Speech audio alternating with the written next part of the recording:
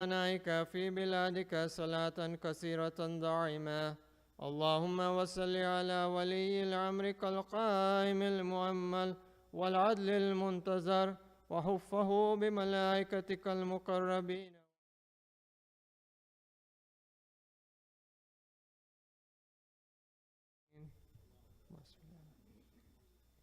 اللهم اجعله الداعي إلى كتابك والقائم بدينك، استخلفه في الأرض كما استخلفت الذين من قبله. مكن له دينه الذي ارتزيته له، أبدله من بعد خوف أمنا، يعبدك لا يشرك بك شيئا. اللهم أعزه وأعزز به، وانصره وانتصر به، وانصره نصرا عزيزا، وافتح له فتحا يسيرا، واجعل له لدنك سلطانا نصيرا. اللهم أظهر به دينك وسنة نبيك حتى لا يستخفي بشيء من الحق مخافة أحد من الخلق. اللهم إنا نرغب إليك في دولة كريمة تعز بها الإسلام وأهله، وتذل بها النفاق وأهله، وتجعلنا فيما من الدعاء إلى طاعتك والقادة إلى سبيلك، وترزقنا بها كرامة الدنيا والآخرة. اللهم ما عرفتنا من الحق فحملناه، ومن كسرنا عنه فبلغناه.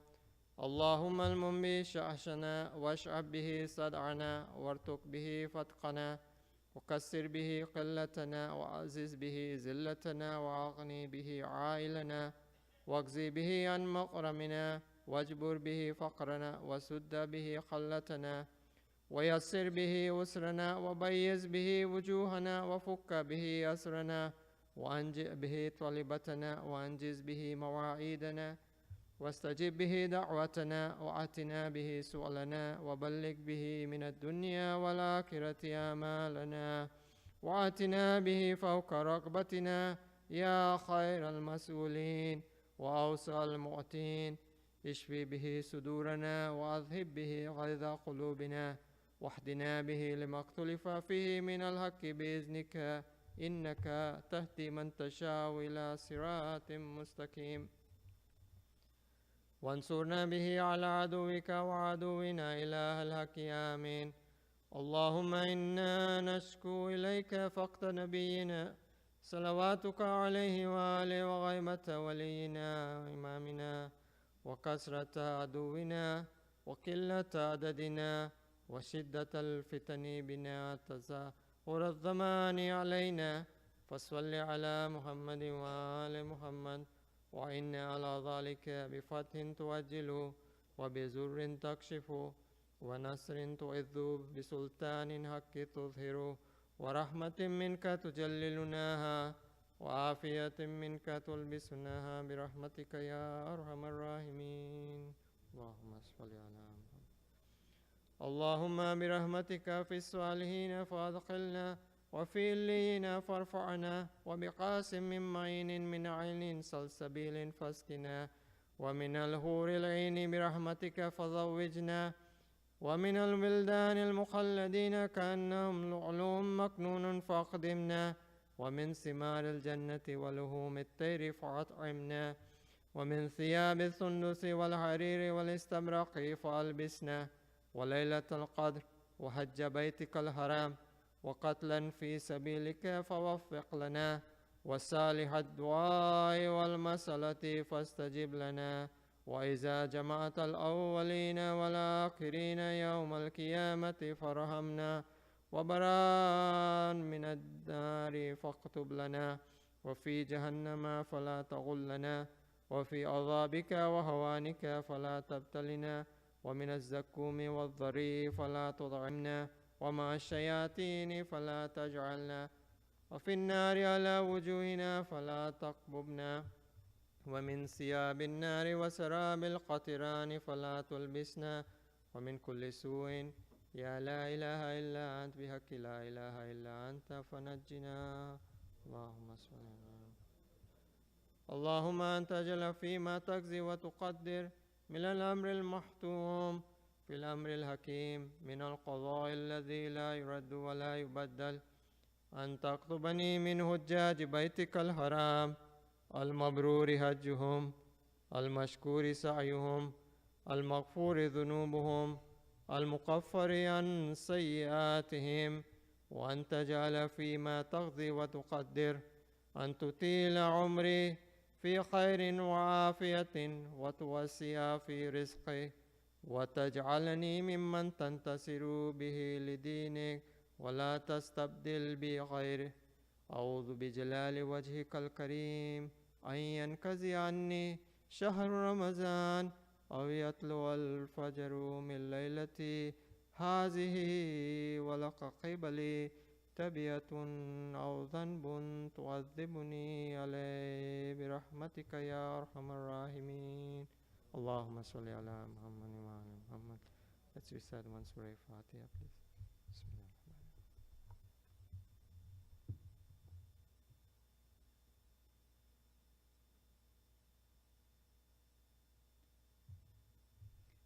At this time, I also request a Surat Al-Fatiha for the Pupijan of Fatima Sajan, and there's Hasnain's relative also, Zinat Bai, who died in Minnesota. Was it yesterday? And, as well as the other marhumin that we try to remember at this time.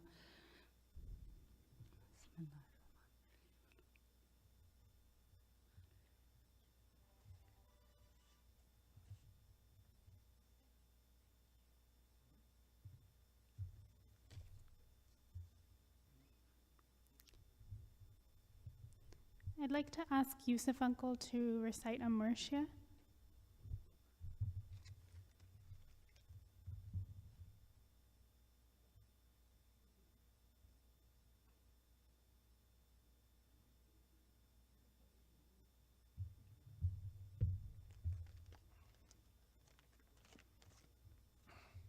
Salawat.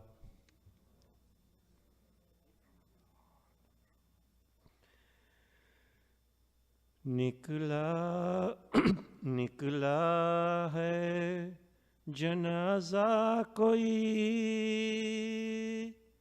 अल्लाह के घर से, निकला है जनाजा कोई अल्लाह के घर से। अफलाक में एक शोर है मातम के असर से,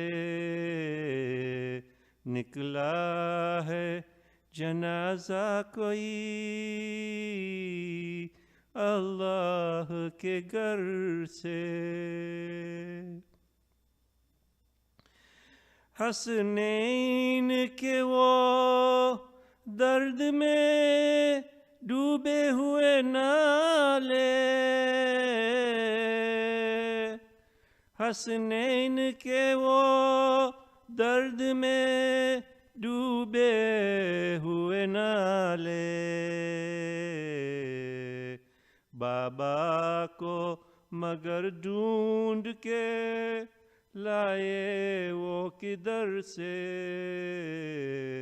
निकला है जनाजा कोई अल्लाह के घर से। अब्बास जरा ज़ैनबे मुज़तर से खबरदार,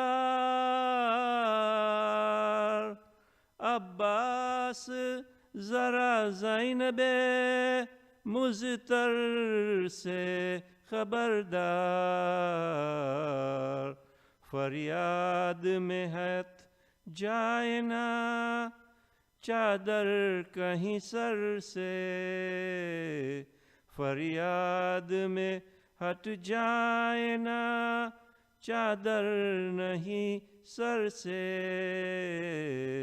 निकला है जनाजा कोई अल्लाह के घर से।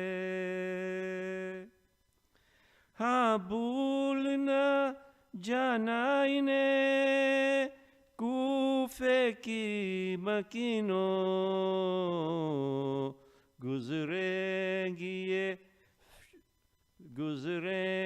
ये शहजादिया इस राह गुजर से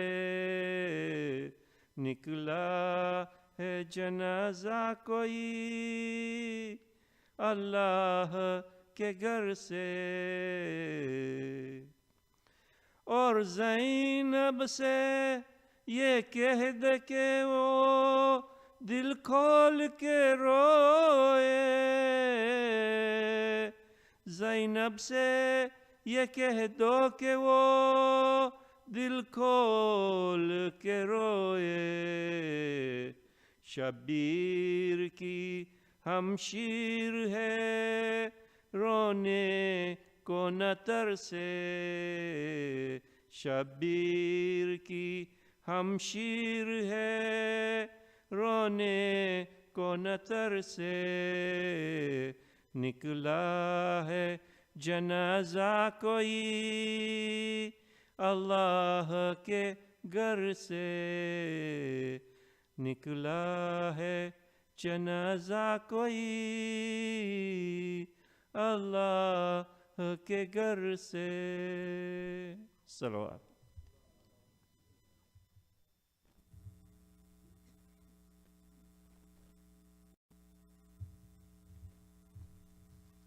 Before I ask Sheikh Mirza Abbas to come up, I do want to acknowledge the land that we're on right now. We're gathering on traditional and ancestral native land, and it belongs to the First Nations people, and for this area, the Mississaugas of the New Credit. The other announcement that I have is that there are some cars that are blocking other people. So if you have any of the following cars with these license plates, please do move your car.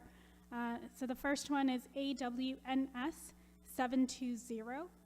The next one is Iman K. And the next one is BTL L807. And the last one is AYXY 361. So if your license plate is any of these, please move your car as it's blocking the front. And now I'd like to ask Sheikh Mirza Abbas to come up to continue with the lectures.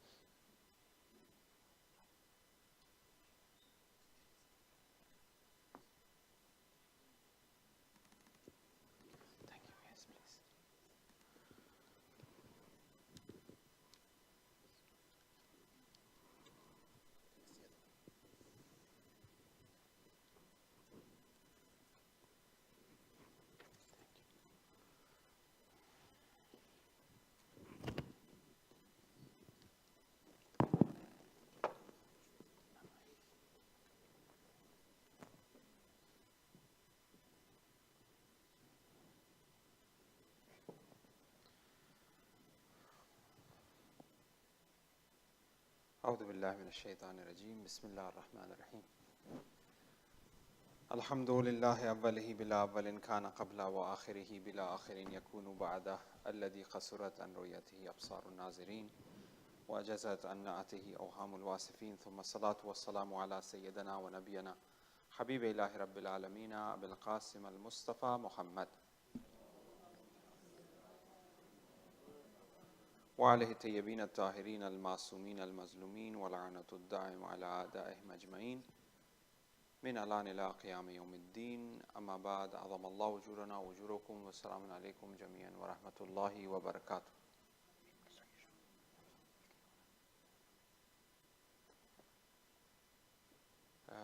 Tonight is the eve of the martyrdom of Amir al-Mu'mineen alayhi salam. I extend and we all extend our condolences to the Imam of our time. May Allah subhanahu wa ta'ala accept your condolences your majalis, your zikr tonight. Tonight is also the night of Thursday night, and it also happened to be the night of one of the nights of Qadr. So it's a very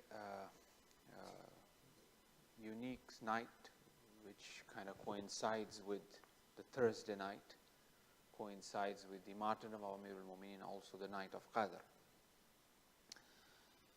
The way we view time in Islamic understanding is time is considered as cyclic rather than linear.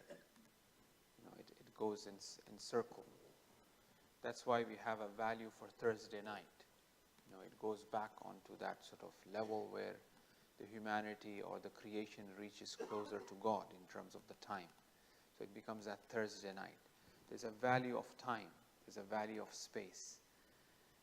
Islam designates a special value to time, special value to space, meaning that place. It acknowledges it. That's why we tend to have a person who prays on time is equivalent to a person who have not prayed on time, is like a person is between dunya and akhirah. According to the hadith of Imam, 6th Imam, he says a person who prays on time and a person who do not pray on time. The difference between is that dunya and akhirah. How much is the difference in the here and hereafter. So the person who pray on time is like the reward is hereafter. That's that huge. Or for example, you find a person who pray in a masjid, or a person who stays in Arafah. It's a makan. That place have a special value. There's something unique about that place, something special about that place, that one have to really stay in Arafah. He cannot be, even one step. Yes, it is true. That is the niyat, the spirituality and all that. But having said that, there's a particular reason for those things being unique and special. The Kaaba itself, there's something particular about it. There's a sense of direction. There's a value for that direction. Yes, Allah says that no matter where you turn, there is God. But God have specifically asked us to worship towards Kaaba for a specific reason, right? So there's a value of that makan. There's a value of time. That hour is very unique and special. The month of Ramadan, for example. So when we try to extract on these bases that are there, for example, Friday is considered as a special day. Thursday night, the month of Ramadan as there's the month of God, or the makanat, like the place of worship, is very unique. So the dua is accepted under the dome of Imam Hussein alayhi salam. It's a unique and special place. That makan have a value. There's a value of makan and there's a value of time. And we've been asked to pay attention to this makan and to this zaman, right? Because during this time and also in a particular makan, it becomes easier for a soul to connect to God. He's closer to God. And at the same time, you have the halat as well, the state of an individual. For example, they say that a person who is ill, mariz, his du'as are accepted because he's closer to God. A person who is a traveler is closer to God. A mother who is in the labor, she's closer to God. If she dies, for example, she will attain the status of shahadat fi sabilillah, for example, because she has raised her level that close to God, right? So there's a value of that halat, of that state of a person. There's a value of makan specifically. There's a value of zaman as well. And one must make use of this makan, zaman and hal. There's a hadith which says that fi ayyam dahr minkum nafahat. In your ayyam of your life, in your days of your life, they are nafahat. They are breezes that flows from God. Fata'arradu. throw yourself under these breezes. Opportunities, right? Opportunities from God. So when we have to really make use of these opportunities provided by God.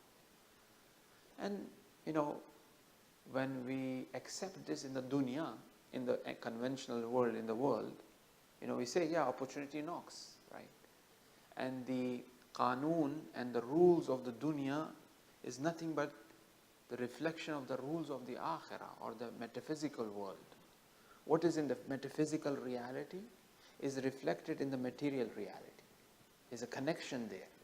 So if in the material reality you have certain qawaneen, certain rules, such as, for example, the law of ownership, right? Which we'll use this later on, because tonight we're going to talk a little bit about ubudiyah and the ownership.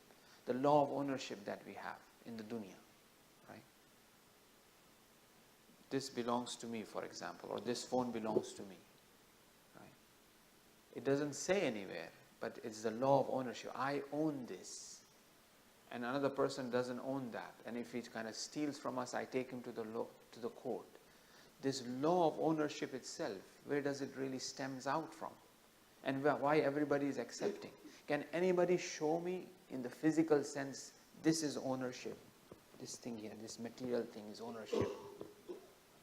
It's an immaterial thing. It is an immaterial reality.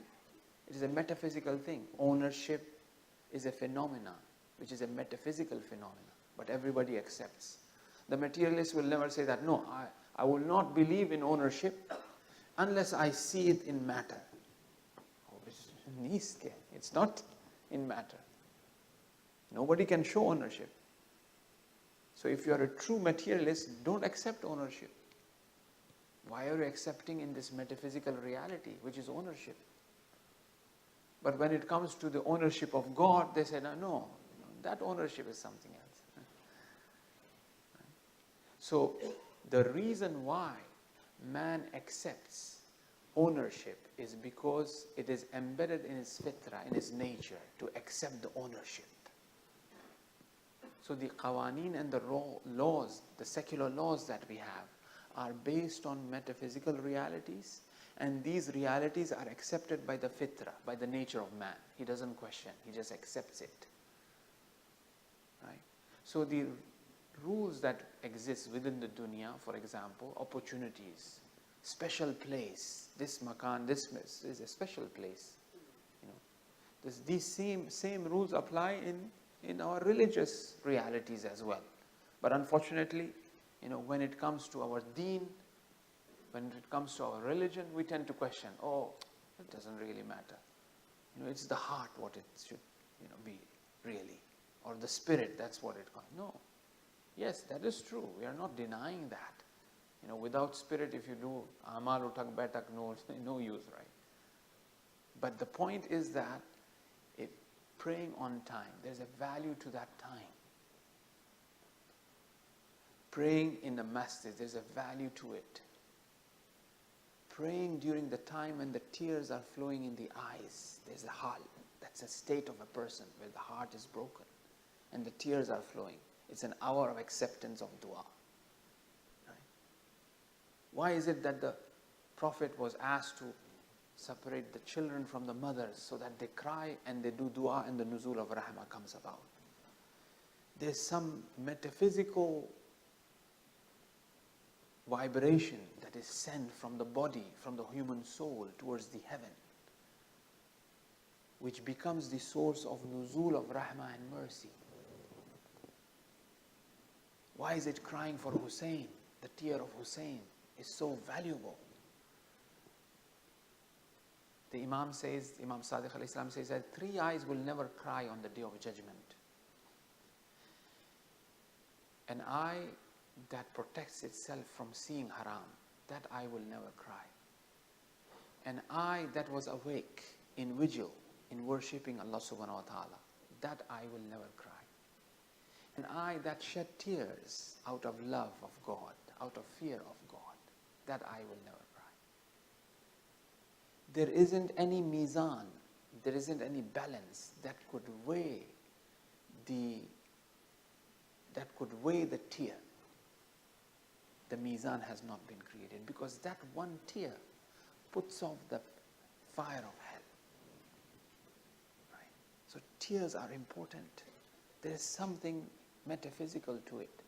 That is why, we tend to remind us of the story of Imam Hussein, so that our heart melts, so that tear comes into our eyes, so that through this tear we connect to God. There's some sort of, see, children, in order they want to get something, they cry. As soon as they cry, the mother hearts melt, the father melts. Give in. We just give in. Wife, a lot of people smiling here now, they know that. As soon as the wife starts to cry, poor husband, they say, no problem. Yes, please don't cry. Right? You give in. Right? Tears have that magical power. The nature of insan is the nature of God. Our nature and God's nature is similar. If we are of forgiving, if we forgive people, God is also of forgiving. Why do we forgive people? We forgive people because, we feel for them. We care for them. They melt our heart. They do something to really attract us, so that mercy falls from the heaven. So tear brings mercy. Now I'll just quickly mention in the margin, as we are talking about Imam Hussein. Imam Hussein, in Ziyarat Arba'in we recite, Qatilul Abara. Abara also means tears. I've been killed for tears, so that the nation cries and reaches salvation. There's a lot of explanation there. I will not go into that, because some people might think that only cry for Imam Hussein, he'll be saved. No. We do have riwayat saying that crying for Imam Hussein will wipe away the sins in the past and the future as well. Because that tear of Imam Hussein will create that revolution in the heart and will never make him go against what Imam Hussein wants. Hur cried and never changed back. So a true tear of Imam Hussein will not make us return back to our habits. Right? So Thursday night is that night. It has a value. The time has a value. The whole creation is raised near God, and it's very easy to cling on to the mercy of Allah. Night of Qadr, once again, has that same specific value, where the nation is raised, where the creation is raised, and you have that nuzulat taking place. See, there's a hadith which says every Thursday night, the knowledge of the Imam increases. They are increase in their knowledge, in their understanding, in their ma'rifat. Because God is infinite. To know God, it's not a task of a human soul. It's a constant journey. We will always be learning about God in the dunya, barzakh, and hereafter as well. We will never stop learning.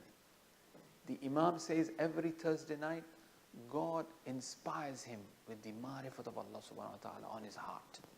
Every Thursday night. And when the ma'rifat when Imam is inspired by the ma'rifat, automatically the followers of the Imam are also inspired by the ma'rifat of God.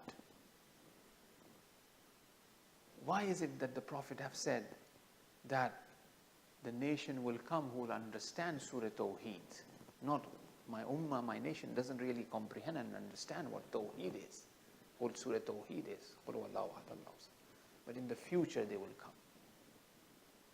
Today, alhamdulillah, we find that although people, youth, our youngsters, the type of questions they have, the type of understanding they have, without even studying philosophy or irfan, they have a very special understanding of some of the unique principles of Tawheed. Naturally. They have been inspired by it. So every Thursday night, there's some harakah, there's some movement that takes place. Imam says every Thursday night, ma'rifat of Tawheed increases in our heart. Surah Sheikh Saduq have a riwayat saying that in the Jannah there will be castles of the Mu'mineen, and Allah will send vehicles of light. There will be vehicles of light. And on these vehicles of light, they will travel towards God. And when they return back, the family members and the servants and those who are in their vicinity, in their sort of rule, because every mu'min will have his own kingdom. The people in this kingdom, when they return back from this journey on the vehicle of light back to their kingdom, the people in the kingdom will say that, what Nurani you have become? Where did you go? Then they will reply that God have taken us towards Him and showed us His existence, which is a mystery. God is a mystery. That's the beauty of God, that He is a mystery. Nobody knows God. That's why the Prophet said that, "Oh Allah, increase in my astonishment." God is astonishing. God is beautiful.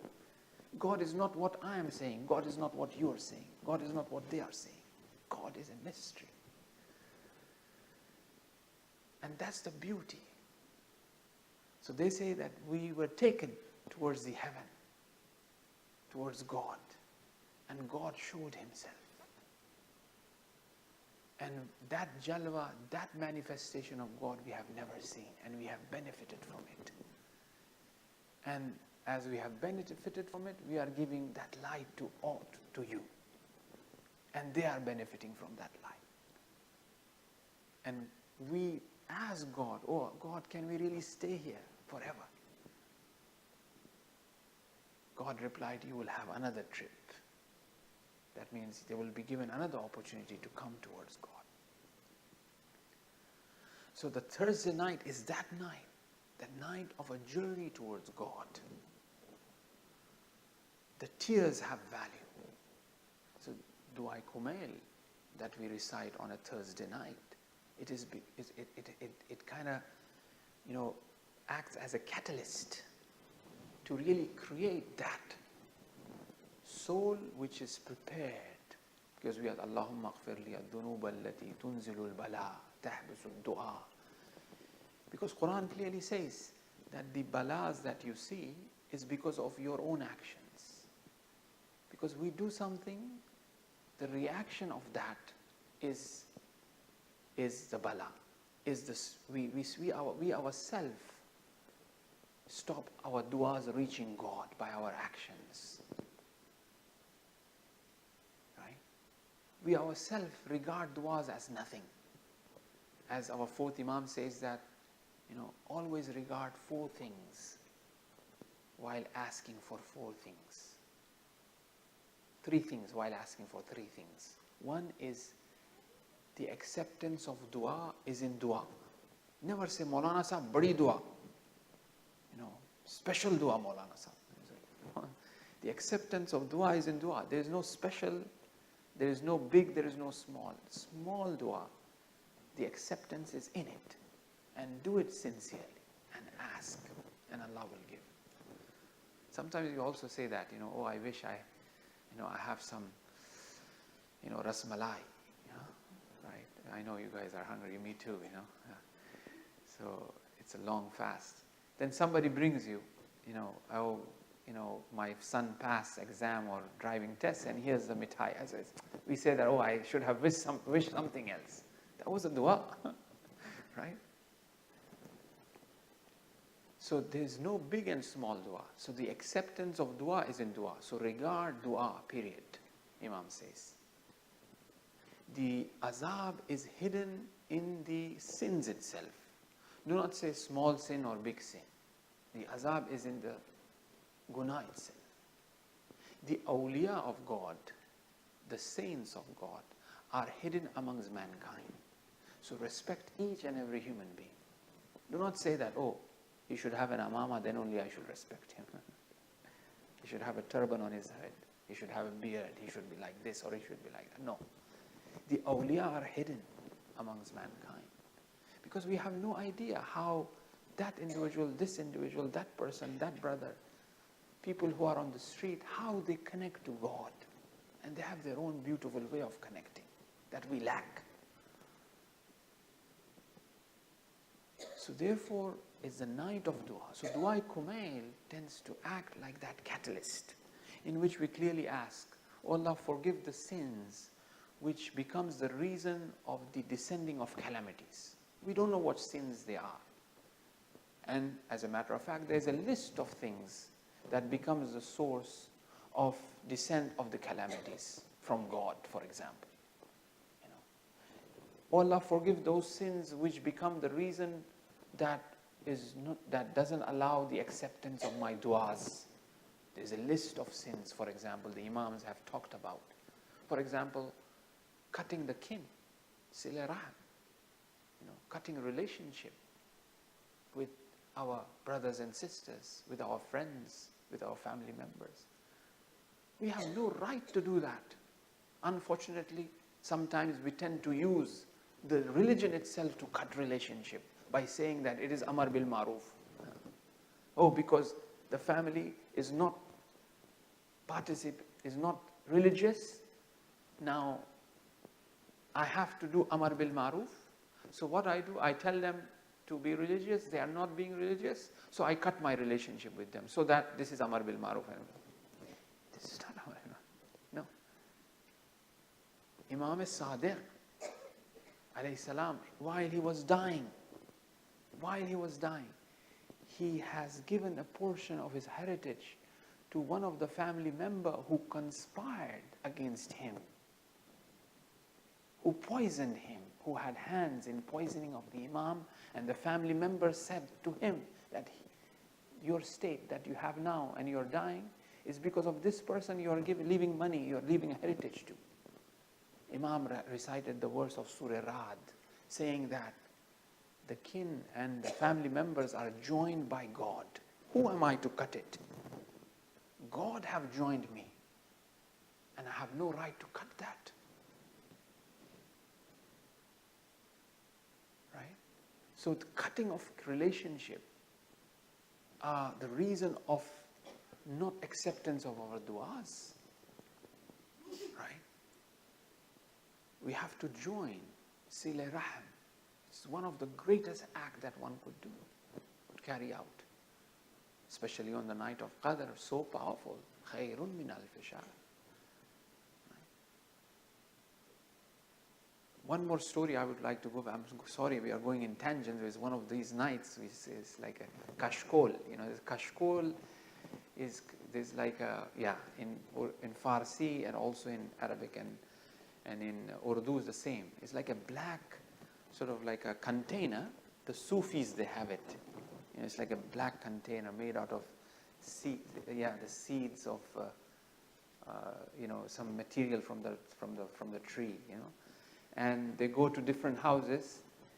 People put food and it becomes kashkol. Now, so tonight is like a kashkol. Tonight is everything gonna happen. Because it's Shab Qadr as well. I'm really sorry, we are not really following it. We are not in order. But it's important that we really understand, the reality of things taught by the Imam. Amar bil Maruf. There was a man who was the family member of the 9th Imam or the 10th Imam. And he was an open drinker. He would drink openly. And he would go to people and ask for money. Sheikh Abbas Qumi in Muntaha al-Amal have mentioned this riwayat, this story of the Imam. And people, eventually, there was a companion of the Imam, a wakil of the Imam in Qum. He used to live in Qum. So he comes to this wakil of the Imam to ask money. So the wakil said that, well, if I give him money, he's going to drink it. He's going to use it for drinking alcohol. So I'm not going to give him, so he rejected him. Then the time of Hajj comes. This wakil of the Imam comes to the Imam to have blessing that I'm going to Hajj this year, so please advise me. Because that's usually the case when we are leaving, we speak to our elders, seniors, get advice. So Imam said, I'm not going to meet you. He gives the message. He came, but he said, I don't want to see him. Then he was shocked. The Wakil, he is the representative of the Imam in Qom, very pious person, a scholar. Imam said, I don't want to see. Then he was shocked. He said, is there any reason? Then Imam sent the message that you go back to Qom and then you make this person radi, please this person whose heart is broken. But he says that, I did not give him the money because I thought he will use that money to drink. That's the reason I did not give him. That's how we sometimes tend to calculate in our calculations, right? But Imam says, no, make him radi, make him, please him, make it up for the mistake that you have done. You have broken his heart. So he goes back to him, knocks his door, he comes to the door and he said, and he was Sayyid as well, your relative have said this, that. Once you came to my house and I did not attend to you and I have broken your heart, please forgive me. He said, really? The Imam have said this? Even after knowing that I'm a filthy person, I'm a corrupt person, I drink openly. Even after that, he cares for me so much. He said, yes, please. Then since that day, he destroyed all the alcohol he had in his house. He confined himself to the haram of Hazrat Masuma. He did i'tikaf and he died mutakif. This is Amar bil Maruf. This is the way to do Amar bil Maruf. By connecting, by being kind, by loving, by caring. That's how Imam have done. But unfortunately, our approach, something has happened, something went wrong.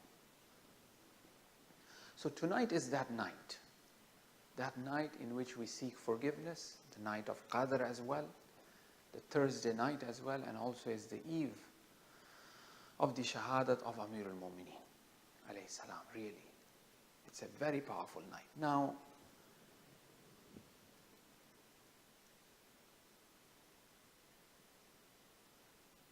if you help me with the salawat ala Muhammad wa ala Muhammad. We'll do a little bit of a recap or what the topic that we are doing so that we have some sort of conclusion. As we said, ubudiyah, which is servitude, this is the thing that changes copper to gold. If you have servitude, if there is something little, that we do, and there is ubudiyah, sincerity, it is for Allah subhanahu wa ta'ala, that really changes. That action really becomes, a heaven of an action. That becomes very heavy on the weight in the hereafter as well. And not only that, it changes the whole inside of ours, the way we see things. And Quran have clearly mentioned that whosoever acts righteously, whether male or female, should he be faithful, we shall revive him with a good life. Man amala salihan aw dhakarin aw unatha, whether from male or female, we will provide them with a hayatan tayyaba, with a life that is tayyab, with a good life. He might not have nothing, but he has the best of his life. He is eating dry bread with water, but the best life is the life of Amir al-Mu'mineen. Outwardly, he does not have that. But he has that insight. He knows. And it's that night where the whole Kufa and the orphans of Kufa, they say that we have become orphan again. That's the best life the Ahl Bayt had. Outwardly we might not see, right? Why it is given to them? Because that ubudiyat was there. That servitude was there. Umar ibn Abdullah spits on the face of Imam Ali. Got very angry. Ali have to control himself. He did not kill him. It has to be for Allah. Although if he would have killed him, it's a battle going on. He has all right to do so. He is a soldier, of Islam, and they've been imposed by this war, right? But he did not. He refrained. He wanted that for the lillah and no one else. Right? That is ubudiyah. That has to be for Allah.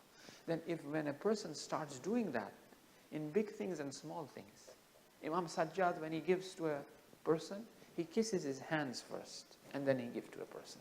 That was this methodology of Imam Sajjad. They asked him why. He said, this goes in the hands of God first. So I'm kissing the hand of God, and then there's this, whoever is in need, I'm giving him. Right? That sincerity, that ubudiyah, that lillah, for the sake of Allah subhanahu wa ta'ala.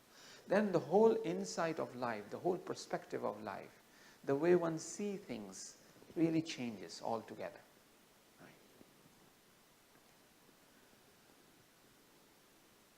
Now, as we were looking at the Unwan Basri, the hadith of that old companion,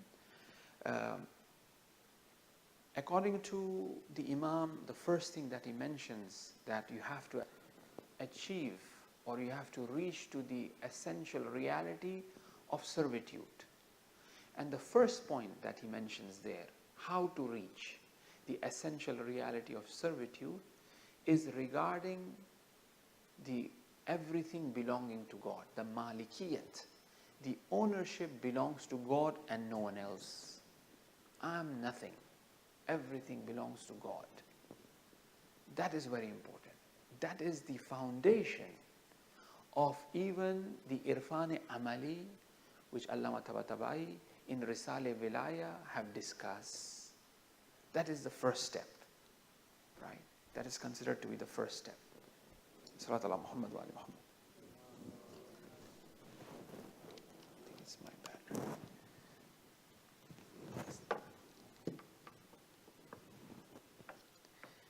And this ownership we talked a little bit about, and he discusses it from a philosophical point of view in regards to the ownership. Ownership, there are two types.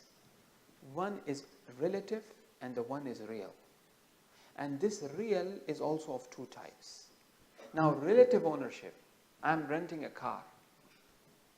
I become a temporarily owner of that thing, right? I'm relatively owning that. I'm a relative owner. But who's the real owner is that company, Hertz or whatever, right? E-Enterprise or whatever.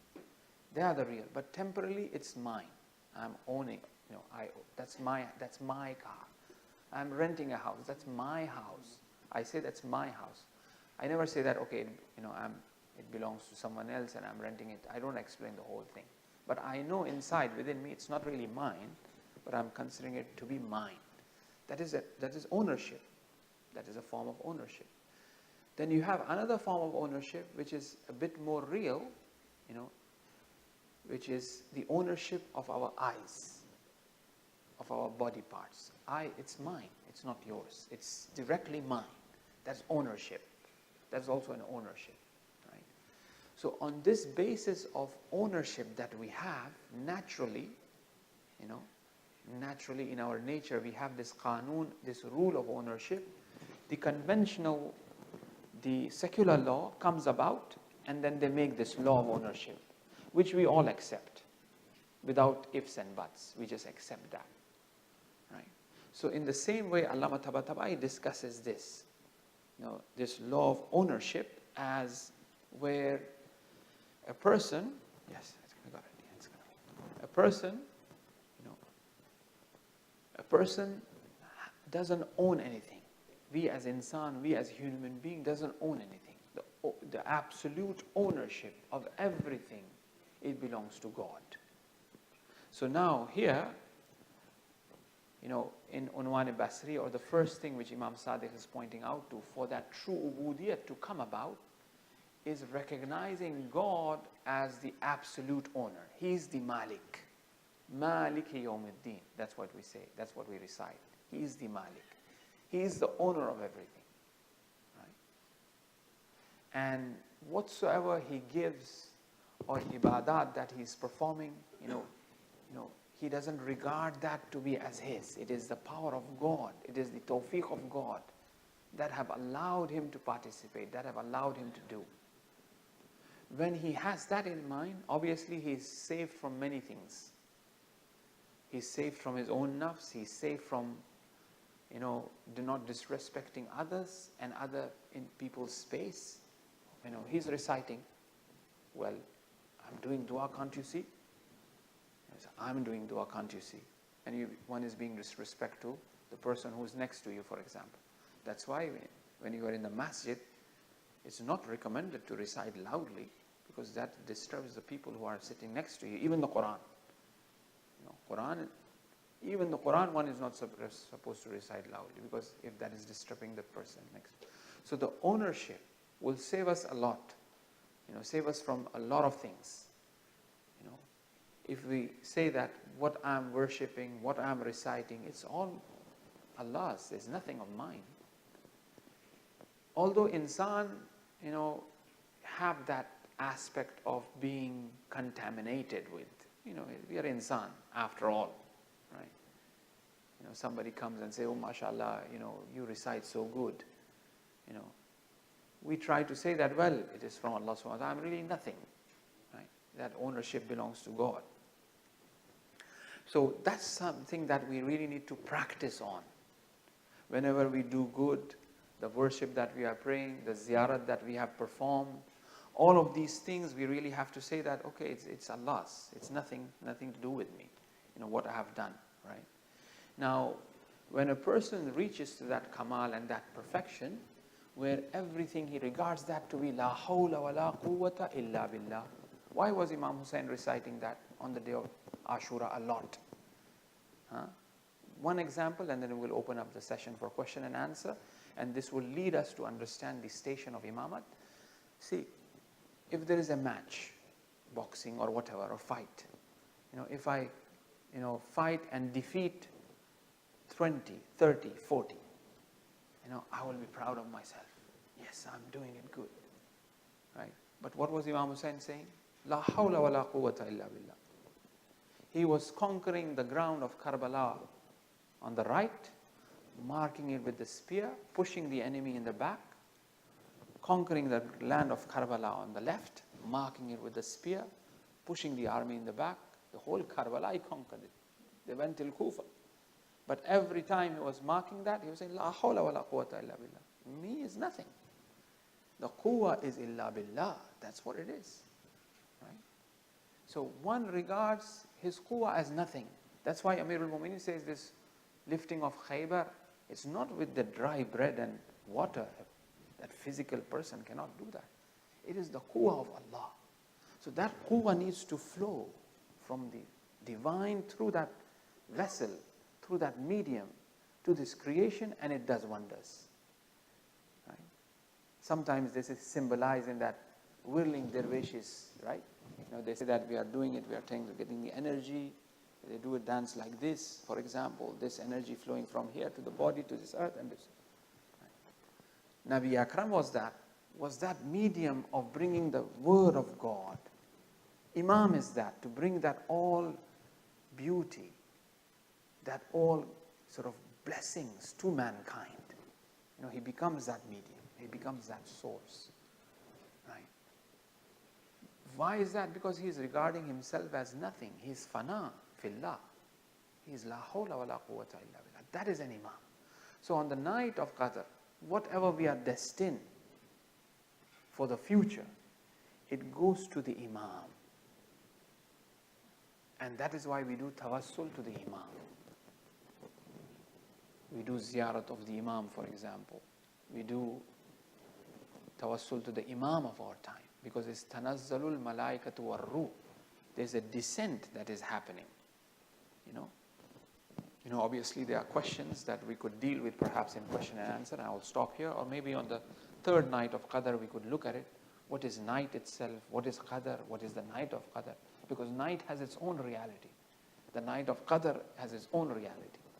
Inshallah. Wa sallallahu ala Sayyidina Muhammad wa alayhi tahirin.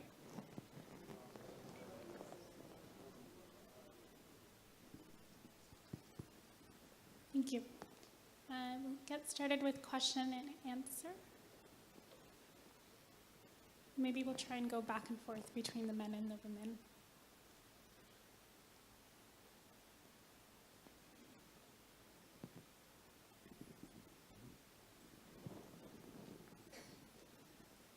Assalamu alaikum. Wa alaikum salam. First, I would like to thank the management and the Maulana for such a lovely venue and the lecture. And I've been trying to focus on my prayer.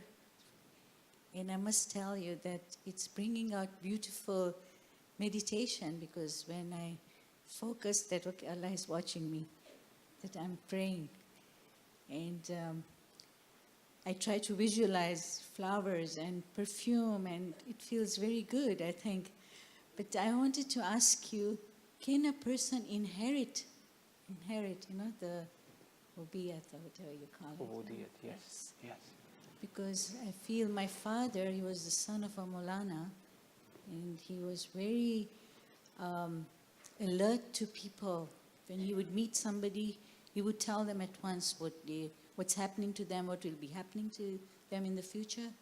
So I was wondering if you could tell me if a person can inherit this Quality, yes. quality. There are many good qualities that one inherits.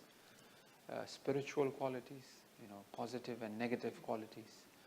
The point is that if he or she have inherited that, and he or she has to maintain that in oneself, protect that sort of special quality that one have inherited.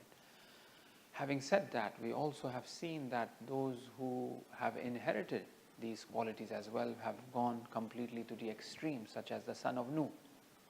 Although he has inherited a lot of good qualities of Nuh, but we find that, for example, he was someone, laysa min ahlik, as the Quran says, he's not from you. Although Nuh wants to save him, but it is not from your ahl, it's not from you. So, inheriting spiritual qualities, goodness from the seniors, from the parents, from those who associate with a lot. Some qualities we inherit from them, like the teacher and the student. Just by being with them, we inherit good qualities without, him teaching, just by being, right? So yes, that is possible. And really, mashallah, I appreciate your sharing the thought of yours of flowers, and, actually this is the prayers which are giving you to imagine those things, rather than you are imagining those things first and the prayers is happening. So it's the other way. And usually it's the case when you're reciting Hadith-e-Qisa, when you're praying, there's some sort of perfume, some sort of taste in your mouth of fruits that comes about automatically.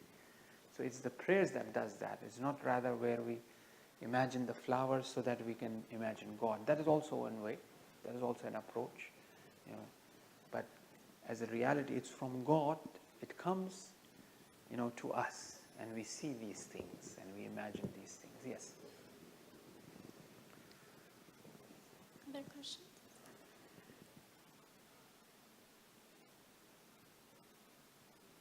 We have a quiet crowd today.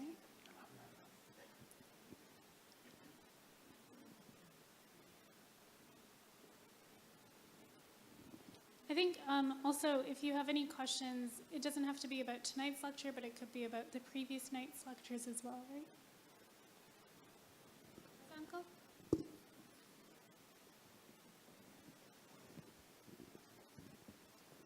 Since nobody is asking the question, I feel kind of to encourage everybody to do the questions, because we talked about it, and yes, you really appreciate Q&A because it gives insight to what people are thinking.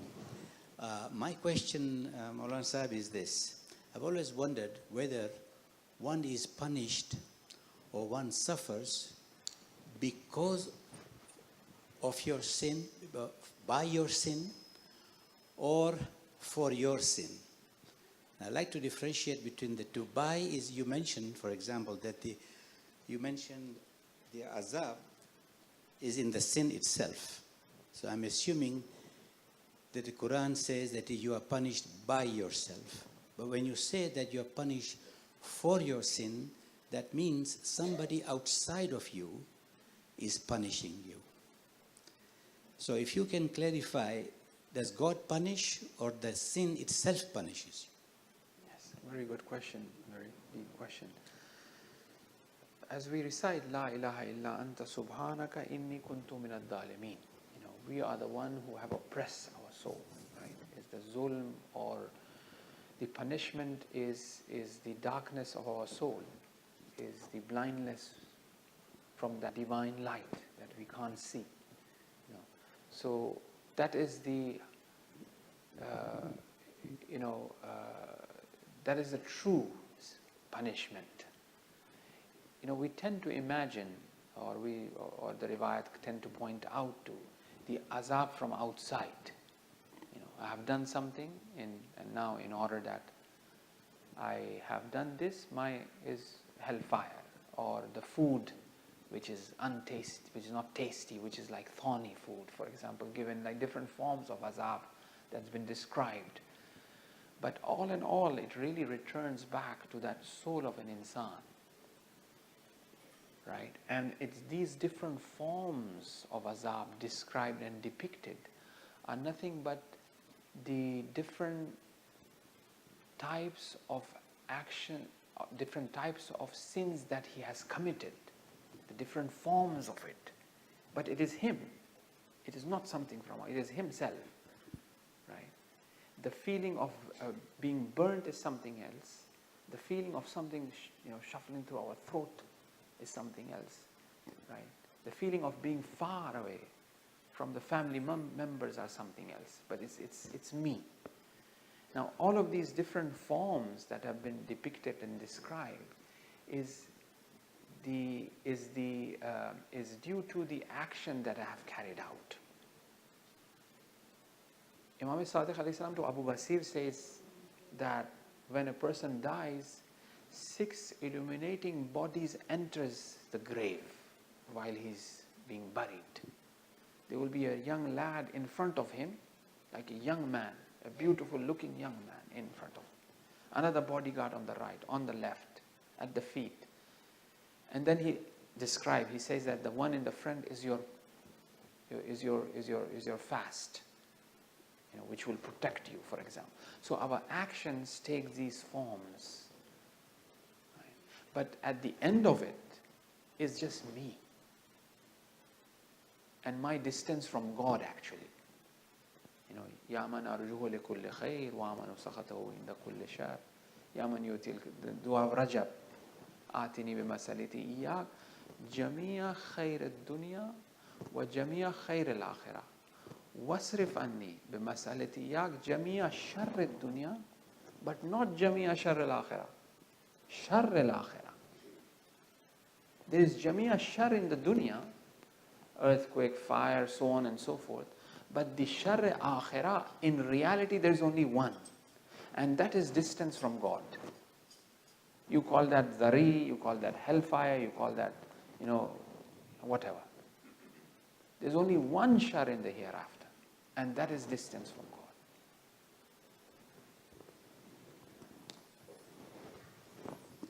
God. I have a quick question. It's about when I'm saying my prayers, I think a lot of us, when we're saying our prayers, then there's nobody else around us. We're in our rooms, so if we're saying our prayers, it's not to impress anybody. It's because we sincerely believe that this is important for us. And I know sometimes the thought comes to my mind when I'm going to sajda or when I'm standing up, Ya Allah, I'm happy to be here. Or, Ya Allah, I'm happy to do sajda before you. Even though, of course, I'm reciting the azkar of the prayers, and I know the Arabic and the translation, but if that thought comes to mind, it's not really disturbing my prayers in any way, is it? No, not at all. No. That's a good thought, and one should be thankful of that. And one should bring about that thought as a matter of fact while praying, that I'm really pleased to be here, because our mind have that ability to do so while we are focusing on the translation, while we are really, focusing, we are facing the Qibla and praying, but at the same time we could really imagine that how happy I am, how thankful I am to you, So that's good, yeah. And that really helps from our mind going here and there. If I focus on my thought itself, which is which is in relation to God, that's better than I'm thinking about, other things. Yes. Assalamu alaikum. Alaikum salam. So this is a question from the previous lecture that you gave, And you told us a story about where you symbolized every animal as greed or long hope. And I didn't quite get the part where you described on about long hope, because don't we all like start something with hope? So I was just wondering if you could elaborate more on that. Thank you very much. That's a very good question. Having long hopes means that imagining that we will be living here forever, right? And doing things that as if we are here, we're never going to die, for instance, right? Planning for the future, having hope for the future, that's very good, that's very positive. But not in the sense that, okay, I live in such a way that I'm going to live here forever. That's having long hope. Hazrat Sulaiman, he would ration things.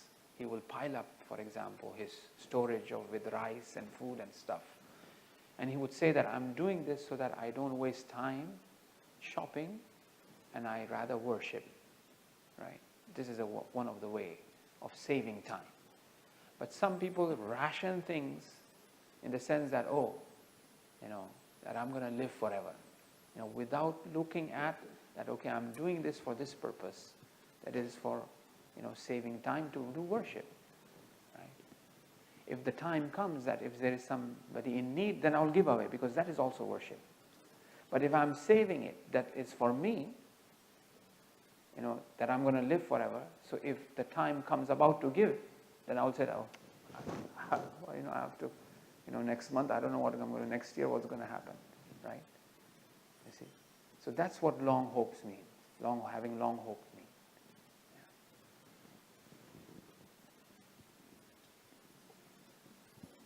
Assalamu alaikum. A beautiful, excellent lecture. Thank you very much.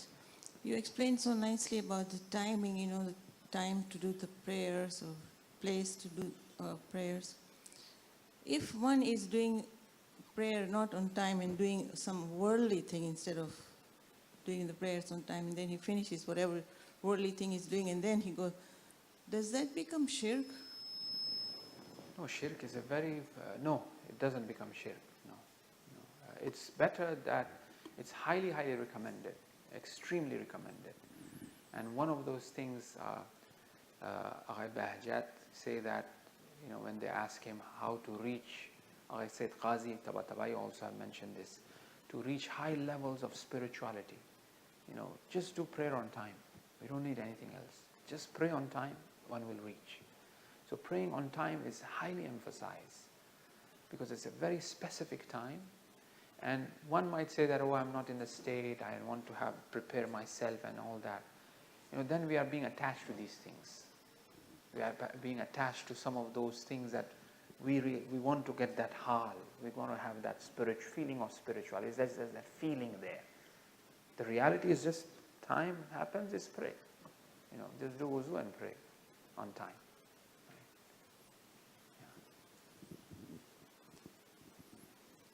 Assalamu alaikum. Alaikum salam. I had a question regarding the night of Qadr. Yes. What is meant by the descending of the angels and the spirits? Yes. Very, very good question. It's tanazzalul malaikatu war ruh, as we say. It's tanazzalul, which is a perpetual tense used, that every night of Qadr there will be angels descending, and ruh. This ruh is not archangel, it's not Jibreel. It's a ruh which is, min amri rabbi. Nobody can comprehend what ruh is. Right? It's an independent entity, and God is saying that descends on the night of Qadr. All the angels will descend on the night of Qadr, because it is the night in which destiny is destined, even of angels. Not only the destiny of ours, even the destiny of angels is destined. Even the task which Israfil, Mikael, Israel is supposed to do, it is destined. But where does it descend? It descends upon the heart of the Imam of the time. He endorses it. Even Jibreel is endorsed by the Imam of the time, because he is Insan-e Kamil. That's why Insan is known as Ashraful Makhluqat. Human being is higher than angels. Jibreel clearly said, I can't go any more further on the night of Mi'raj. If I go any further, my wings will burn. Wings symbolize as intellect, as aql. Angels are pure intellectual being. We tend to imagine them of having wings and baby face and all that. But it's pure intellectuality is that. Right? So here, now if we take Jibreel as the intellect of Rasul, the Aql Payambar, we are going a bit more deep. If Jibreel is Aql Rasul, even the Aql Rasul weight stayed there and Rasul went higher, which is beyond imagination. That's why, we say that Allah subhanahu wa ta'ala, or that nearness, that qurb is beyond intellectual capacity to understand. One thing is ilm, that's why the Prophet said, Rabbi zidni ilma. But beyond that is Rabbi zidni fil hayra, in hayrat, in astonishment, which is beyond that. Right? I recognize my Lord by the breaking of my plans. Who is planning? Ali is planning. Ali, the Insan-e Kamil. The Ali, the perfect soul, the perfect planner that anyone can imagine. If there be an Insan like Ali, who is perfect, and if he plans, his plan is the most perfect. He is planning. Ali is planning. Now, this plan is not a dunyavi plan, not a worldly plan. It's an ukhravi plan. Ali doesn't plan anything without imagining the akhirah. Ali doesn't plan anything without imagining God. But his plan is broken. Look how beautiful God is. He says, wow, that's my Lord. Beyond my calculation, beyond my planning. And then he believes in God more. That's how he approaches God. Not rather, for example, we say that, okay, the plan of Ali is broken, then he thinks that, okay, then inshallah, there's something hikmat behind it, or, I was weak in my plan, I will do it again, I don't know what about. No, he's looking at the essence of God, the reality of God. And the breaking of his plan is increasing in his marifat, in his understanding, in his knowledge of God. So the nuzul of the angels on the night is that all angels descend on the earth, and it descends upon the heart of the Imam. And that's why we do tawassul to the Imam, because destinies descend, the ruh descend. The Quran is clearly talking about descent. It's talking about tanazzalul malaikatu war ruh. All malaika, wal malaikatu war ruh. It is nuzul. And on the night of Qadr. So this nuzul has to be somewhere. They have to land somewhere. They have to come somewhere. Yes.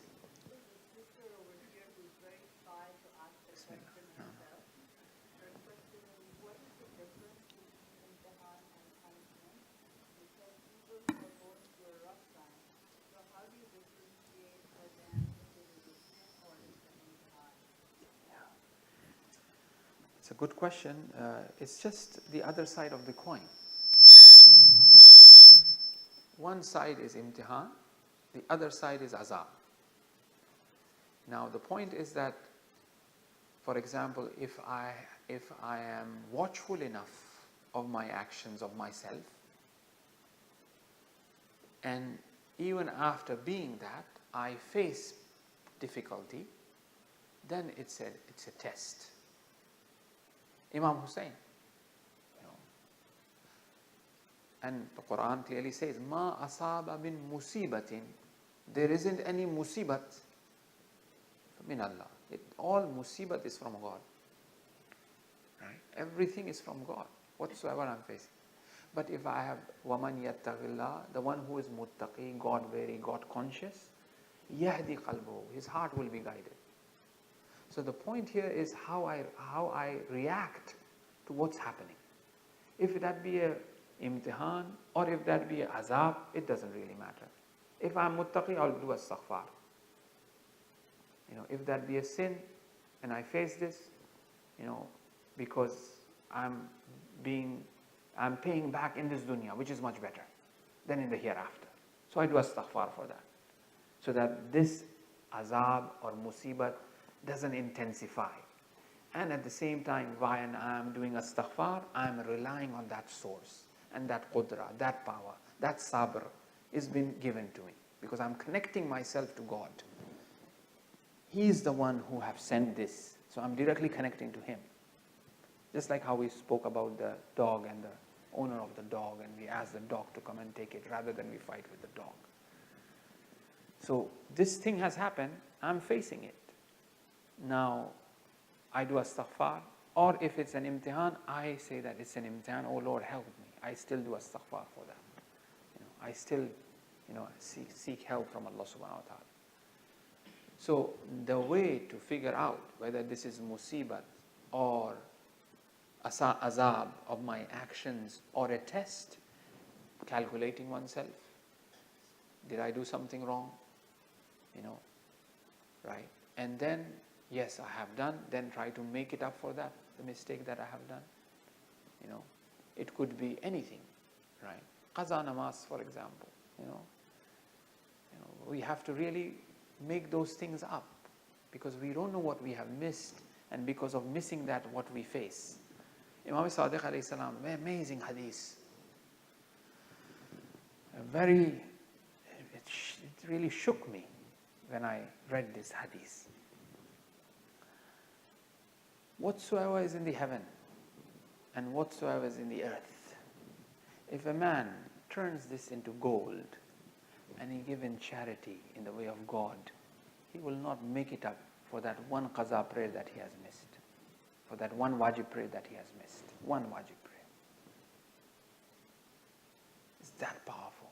We don't know because we are unaware of the metaphysical reality, what's going on at that hour and what we are supposed to do in that hour.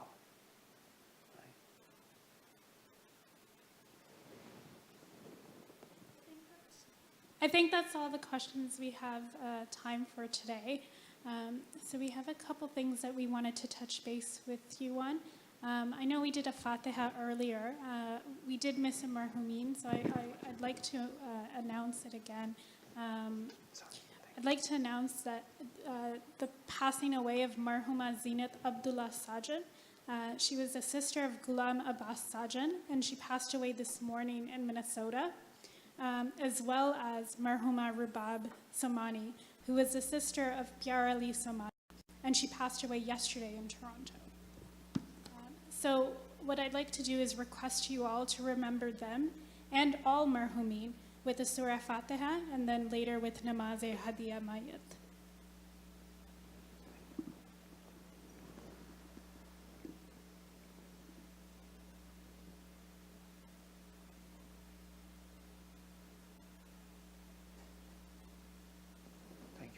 Inshallah, we'll do the zikr musibat a little bit when we'll raise the Quran on our head, Bi Ali, inshallah, the Masayib of Imam Ali. My apologies, so I couldn't really bring them in our lecture, inshallah. Salawat ala Muhammad wa ali Muhammad.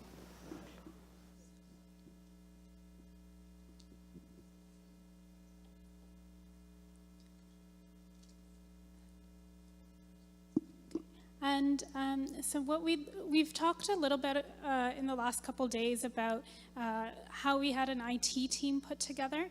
So I'd like to ask Hasnain to come up and just give us an update. So Hasnain. Thank you, Mariam. So again, I'm Hasnain Sajan, and I'm part of the Oil's IT development team. And I would like to just, first of all, acknowledge some of our team members. We can't do this work without them. So we have here Mohammad Abbas Taki, we have Jabir Rustam, we have Hasnain Kareem, we have Jihan Shirazi as well. All of these people have played a key role in what you're seeing today, and including our live streaming and so forth. We do have our website up on screen here. And I'm sure most of you are very familiar with it. Mo is just going to go around the website to just give you a couple of highlights in terms of when our events are posted, that you can register for events and so forth. We do use a technology by Eventbrite to register for all of our events. So we encourage you to sign up for our website, become part of our members, and also make sure that we have your latest contact information. Miriam is going to go around and just give you a form so that we can just have your updated contact information. This way we can distribute to you when we do our e-blasts and so forth, so you're always updated with our latest events and programs. Mo, did you want to say a couple of words on the website?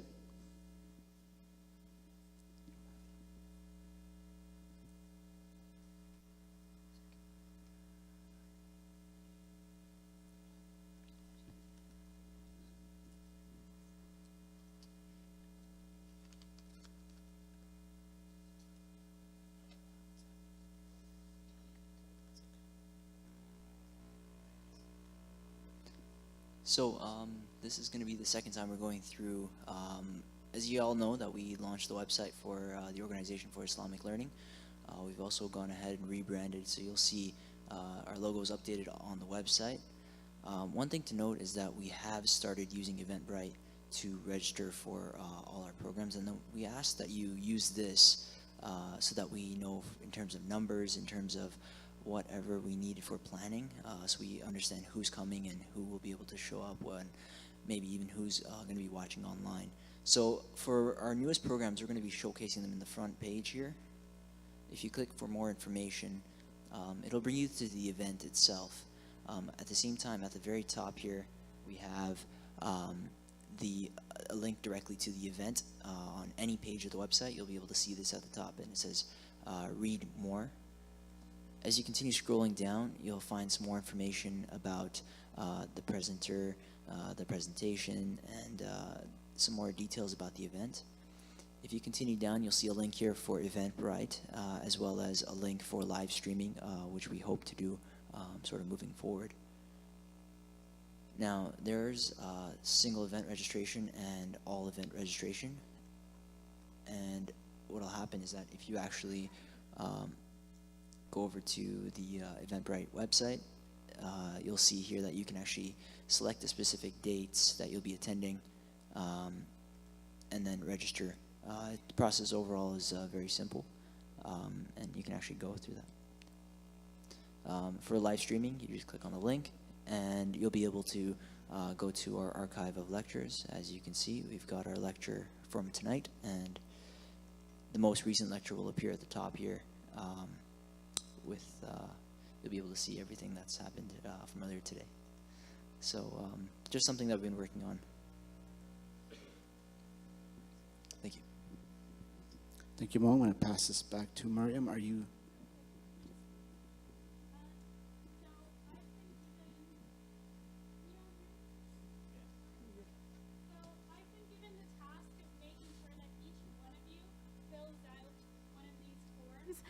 The reason that we are asking everyone to fill out a form is we may have some of your contact information, but definitely there's some errors in our database from previous years, and we want to make sure that the information is getting to you. It also allows us to ask you whether or not you are interested in volunteering and which category you fall into, whether you're a senior, a new parent implying that you have young children, or whether you're a youth. We want to start developing programs that are catered to each of our audiences, so your information helps us create the programs that are beneficial for this community. It only takes 2 minutes, I'm not kidding. So what we have is the volunteers going around and passing around these forms. Please fill them out. I'm not allowed to leave until you fill them out, and I'm basically your stopgap between now and Maghrib, so please fill them out so that I can break my fast too. So our volunteers are going around. Please do fill them out, and maybe we can just pass around the sheets and the pencils. There's more in there.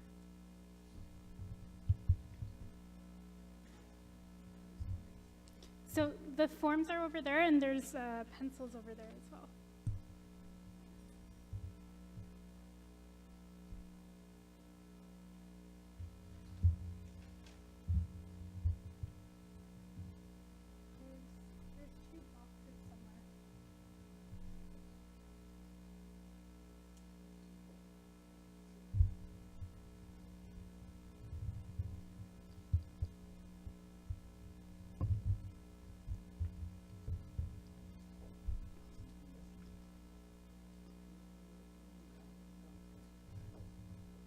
by the way, there's 3 minutes till Maghrib, so please write quickly.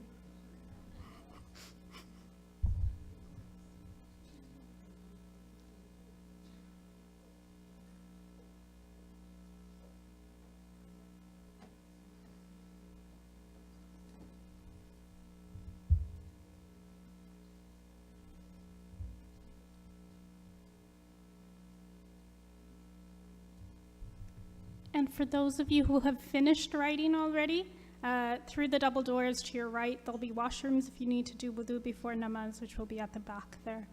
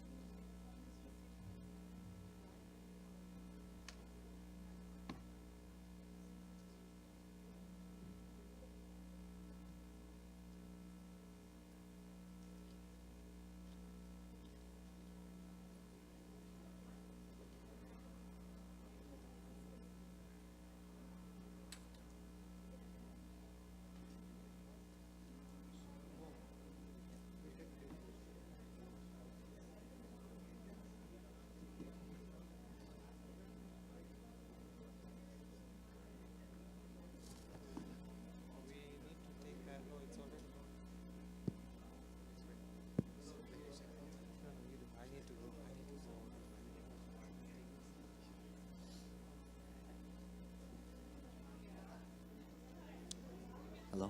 Hello, hello?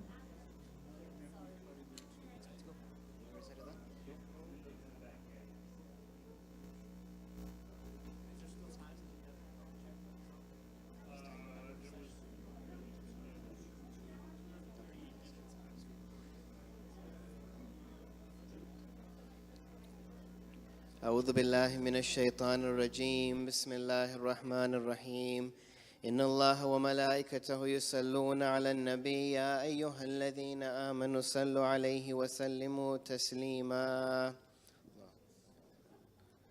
الله أكبر الله أكبر الله أكبر الله أكبر أشهد أن لا إله إلا الله أشهد أن لا إله إلا الله أشهد أن محمدا رسول الله أشهد أن محمدا رسول الله أشهد أن عليا ولي الله أشهد أن عليا حجة الله حي على الصلاة حي على الصلاة حي على الفلاح حي على الفلاح حي على خير العمل حي على خير العمل الله أكبر الله أكبر لا إله إلا الله لا إله إله إلا الله إن الله وملائكته يصلون على النبي يا أيها الذين آمنوا صلوا عليه وسلموا تسليما.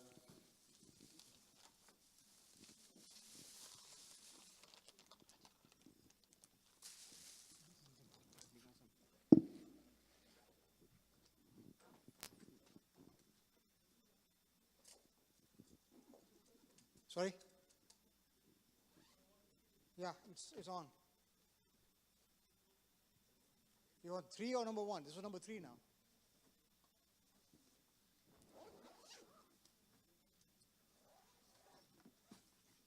One, two. Check. Testing.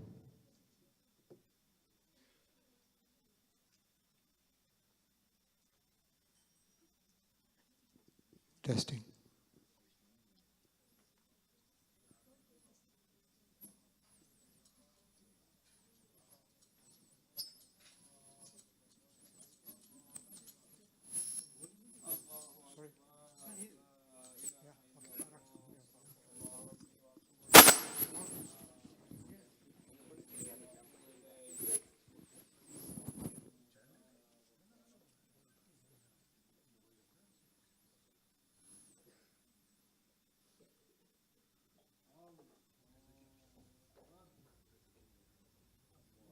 الرحمن الرحيم الحمد لله رب العالمين الرحمن الرحيم مالك يوم الدين إياك نعبد وإياك نستعين اهدنا الصراط المستقيم صراط الذين أنعمت عليهم غير المغضوب عليهم ولا الضالين.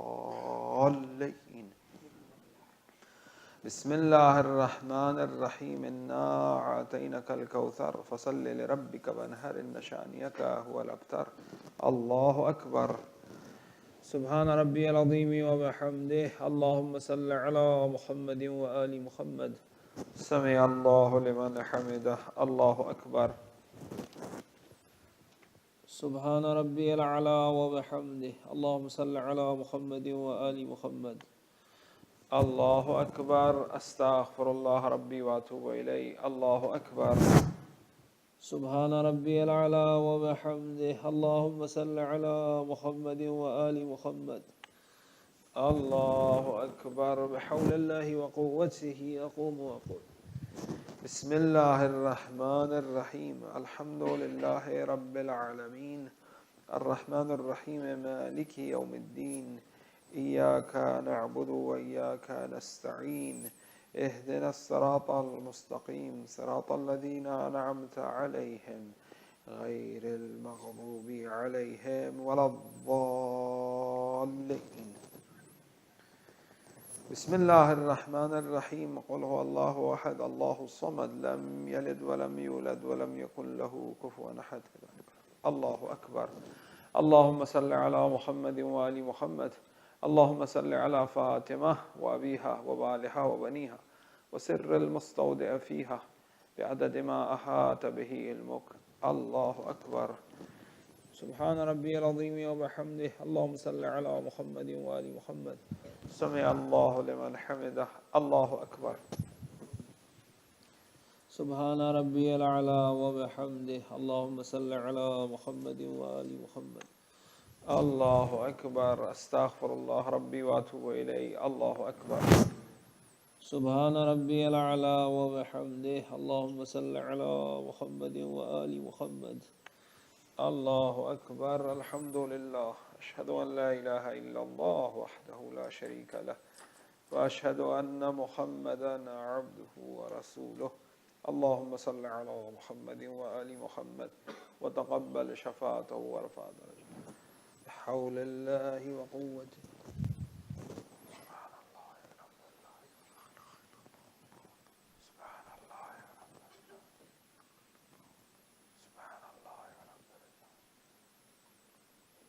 الله أكبر.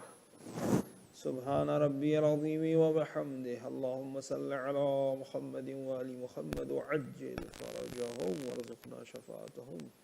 سمع الله لمن حمده. الله أكبر. سبحان ربي الأعلى وبحمده اللهم صل على محمد وآل محمد. الله أكبر. استغفر الله ربي وأتوب إليه. الله أكبر.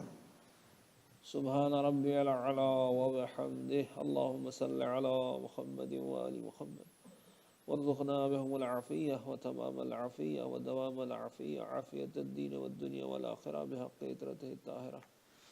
الله أكبر. الحمد لله. أشهد أن لا إله إلا الله وحده لا شريك له وأشهد أن محمدا عبده ورسوله. اللهم صل على محمد وآل محمد. السلام عليك أيها النبي ورحمة الله وبركاته. السلام علينا وعلى عباد الله الصالحين. السلام عليكم ورحمة الله وبركاته. الله أكبر. الله أكبر. الله أكبر.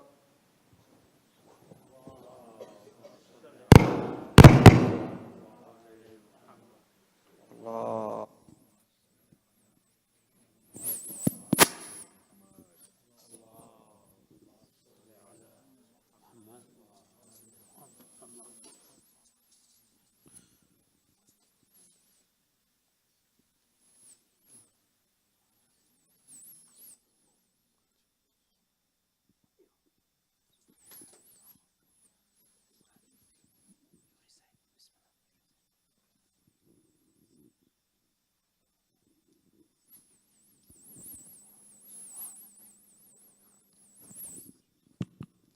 اللهم صل على محمد وآل محمد. بسم الله الرحمن الرحيم. استغفر الله الذي لا إله إلا هو الحي القيوم ذو الجلال والإكرام وأتوب إليك. استغفر الله الذي لا إله إلا هو الحي القيوم ذو الجلال والإكرام وأتوب إليك. استغفر الله الذي لا إله إلا هو الحي القيوم ذو الجلال والإكرام وأتوب إليك. بسم الله الرحمن الرحيم. يا علي يا عظيم يا غفور يا رحيم أنت الرب العظيم الذي ليس كمثله شيء وهو السميع البصير. وهذا شهر نظمته وكرمته وشرفته وفضلته على الشهور، وهو الشهر الذي فرضت عليه، وهو شهر رمضان الذي أنزلت فيه القرآن هدى للناس وبينات من الهدى والفرقان، وجعلتها فيه ليلة القدر وجعلتها خيرا من 1000 شهر. فيا ذا المن ولا يمن عليك، من علي بفكاك رقبتي من النار، في من تمن عليه وادخلني الجنة برحمتك يا أرحم الراحمين.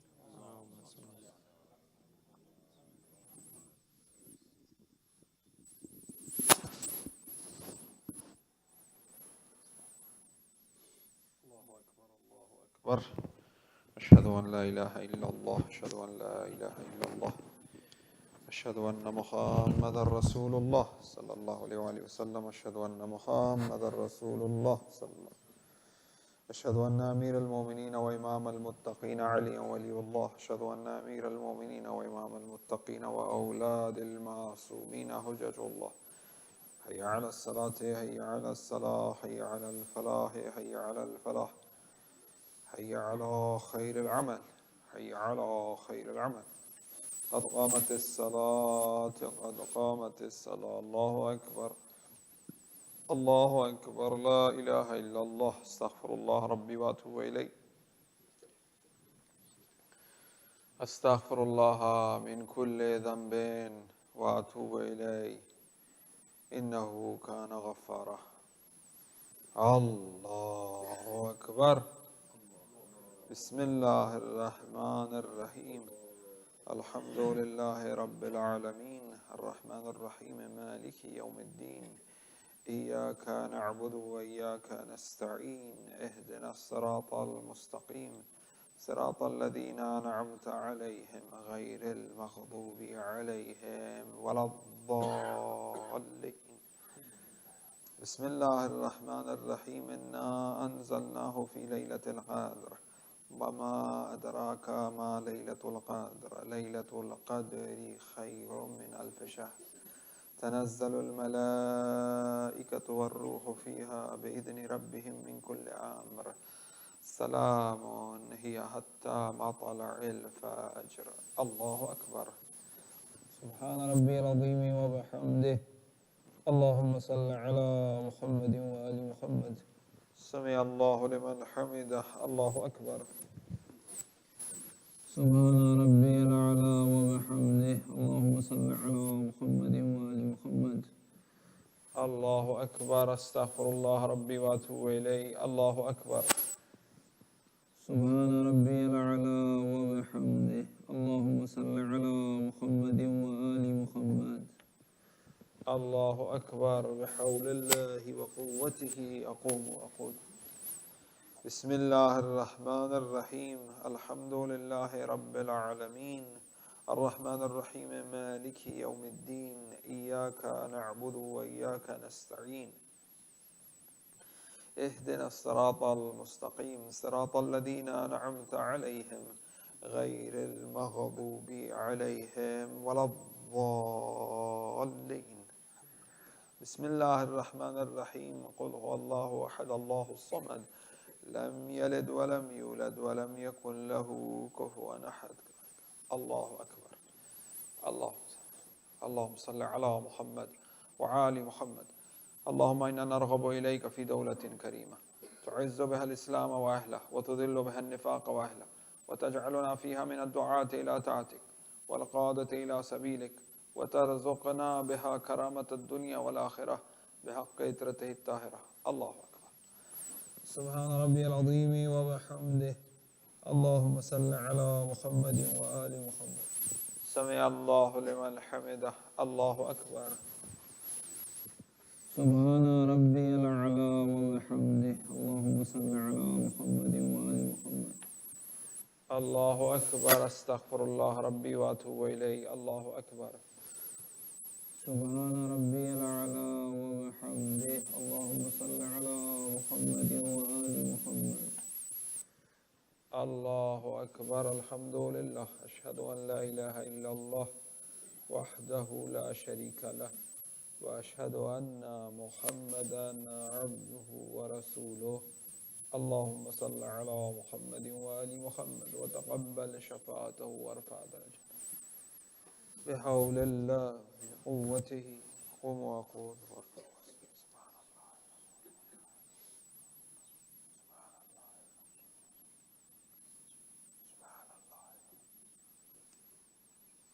الله أكبر.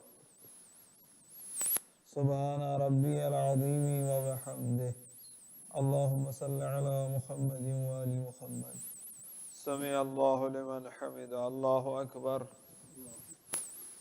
سبحان ربي الأعلى وبحمده. اللهم صل على محمد وآل محمد. الله أكبر. أستغفر الله ربي وأتوب إليه. الله أكبر. سبحان ربي الأعلى وبحمده. اللهم صل على محمد وآل محمد. الله أكبر. بحول الله وقوته أقوم وأقول.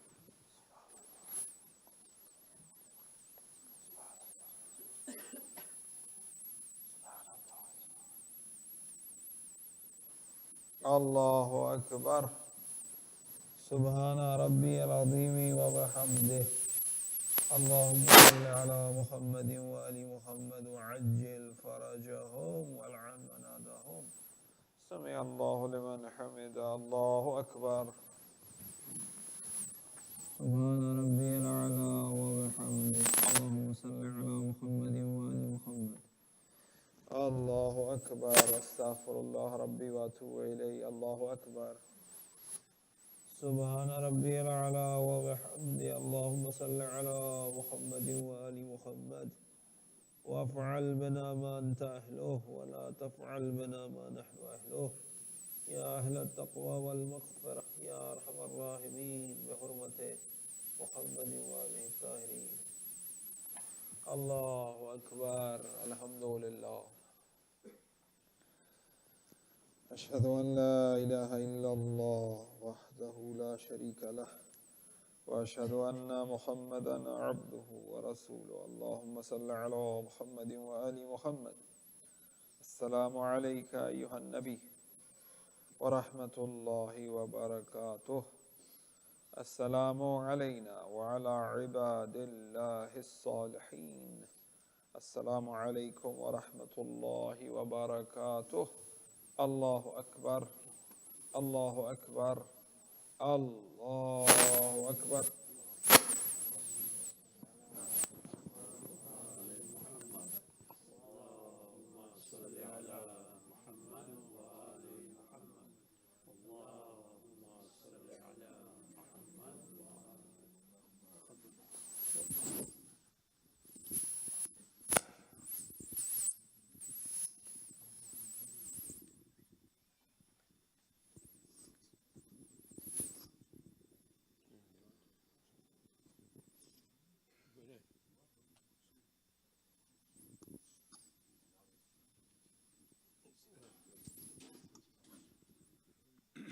بسم الله الرحمن الرحيم. لا إله إلا الله العليم الكريم. لا إله إلا الله العليم العظيم. لا إله إلا الله العليم الكريم. لا إله إلا الله العظيم. سبحان الله رب السماوات ورب الأرض وما فينا وما بينهن وما بينهن وما بينهن. الحمد لله رب العالمين. يا الله الذي خير اللهم صل على محمد وآل محمد.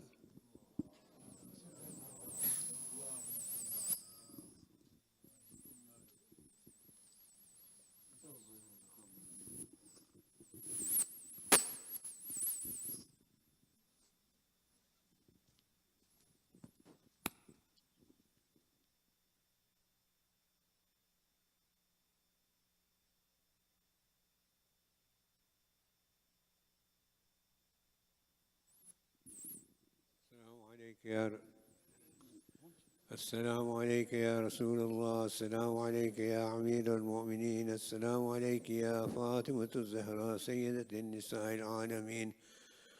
السلام عليك يا حسن المجتبى. السلام عليك يا حسين بن علي. السلام عليك السلام عليكم ورحمة الله وبركاته. السلام عليك يا مولاي يا قريب الغرباء السلطان أبو الحسن علي بن موسى الرضا. كن شفيعنا وشفيع والدينا في يوم الجزاء ورحمة الله وبركاته. السلام عليك يا مولانا يا صاحب أصل الزمان. السلام عليك يا شريك القرآن. السلام عليك يا قامة الإيمان. السلام عليك يا إمام الإنس والجان.